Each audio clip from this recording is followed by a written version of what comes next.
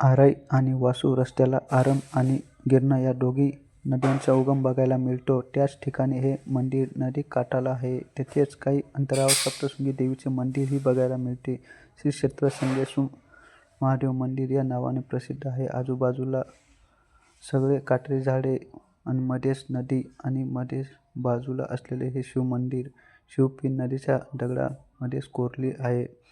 बाजूलाच नंदीची मूर्ती तयार केली आहे. त्याच ठिकाणी आपल्याला अजून एक नंदीचे दर्शन घडते.